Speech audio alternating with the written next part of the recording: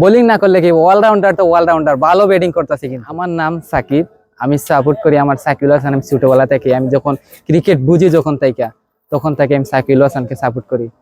আমি সাকিব মানে প্রিয় খেলোয়াড়টা সাকিব হাসান। যে পরিস্থিতি মনে হয় না সাকিব ভাই জাতীয় টিমে খেলতে পারবে করে, তবে কয়েকটা লিগে খেলতেছে মোটামুটি উনি ভালোই খেলতেছেন, অনেক ভালো খেলতেছেন। দেখতেছি আমরা খেলা দেখি, সব খেলা দেখেন। মনে করেন যে শুধু ক্রিকেট নয়, ফুটবল ম্যাচ অনেক ম্যাচ দেখি। আর ক্রিকেট ম্যাচ দেখতে যে সাকিব ভাই অনেক ভালো খেলতেছেন। মনে করো যে বিশ্বর সেরা সেরা অলরাউন্ডার প্লেয়ার শুধু ব্যাটিং আর বোলিং করলে হওয়া যায় না, ভালো খেললেই অলরাউন্ডার হয়ে যায়। বিশ্বের একজন অন্যতম সেরা অলরাউন্ডার হিসেবে তো উনি স্বীকৃতি পাইতে সবার উপরে আছে, এখনো তো আছে, ওনার উপরে তো কেউ যাইতে পারে নাই। তাহলে কি উনি না খেলে গেছেন? ভালোই খেলছেন। এই জন্যই এখন মনে করো দেশের যে পরিস্থিতি, কেউ মানবে কেউ মানবে না, উনি জাতীয় টিমে ফিরতে পারবে কিনা এটা সম্ভাবনা শিওর জানি না, তবে শ্রীলঙ্কার লিগে ভালো খেলতেছে ভাই। এই প্রথমবারের মতো এনসিএল খেলাটা অনুষ্ঠিত হচ্ছে সিলেটের মাঠে।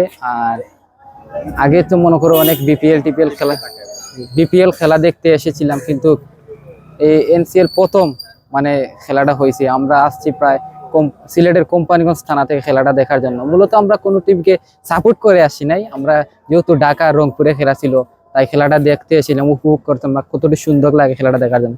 তবে আইসা দেখি যে খেলাটা তেমন একটা স্কোর হয় নাই, স্কোরটা ছোটখাটো ছিল। তাই হোক, রংপুরে যেটুকু টার্গেট দিছিল এর উপর নির্ভর করে আবার ঢাকায় ব্যাটিং করছে, ভালোই খেলা গেছে, মোটামুটি ভালোই লাগছে। প্রায় প্রচুর দর্শকও ছিল, অনেক ভালো লাগছে খেলাটা আর কি। আজকের খেলাটা ভালো লাগছে। ধরনের আয়োজন থাকলে ভাই মনে করেন যে অনেক ভালো ভালো প্লেয়ার এই লিগ থেকে বের হতে পারবে, বা অনেকের ধারণা হবে যে কোন প্লেয়ারটা ভালো খেলে কোন প্লেয়ারটা খারাপ খেলে। অনেক প্লেয়ার মানে ভালো বাইর হইবে ভাই, ভবিষ্যতে আর কি ভালো হবে এরকম লিগ। কি বলবো, তাদের নিয়ে আমাদের গর্ব যে তারা ভালো খেলতেছে, আমাদের সিলেটের হয়ে তারা ভালো খেলতেছে, এটাই আমাদের গর্ব।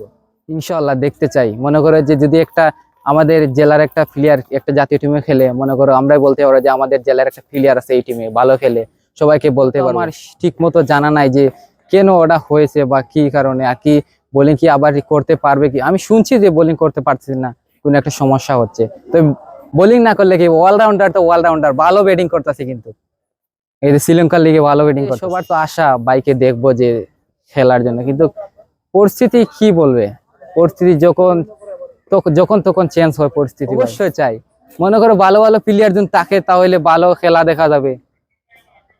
সবাইকে মানে চাই ভাই সবাই খেলুক, আমরা চাই সবাই খেলুক। মনে করি এই বিষয়টা ভাই কেমনে বিদায় দিবে, শেষ সময় এসে মাহমুদুল্লাহ রিয়াদ ভাই কি খেলাটা দিতেছে, ওদিকে তো বিদায়টা কেমনে দে। তবে যেহেতু বয়স ফুরিয়ে যাচ্ছে বা খেলার সময় কেরিয়ার গুলো অনেক বেশি হয়ে গেছে, বিদায় নিতে হবে। কারণ ওরা যদি বিদায় না হয়, নতুন যে প্লেয়ার গুলো আছে ওরা চান্স পাবে না। তবে ভালো খেলতেছে এখনো, ওরা আগে থেকে ভালো খেলতেছে অনেক দিন ধরে।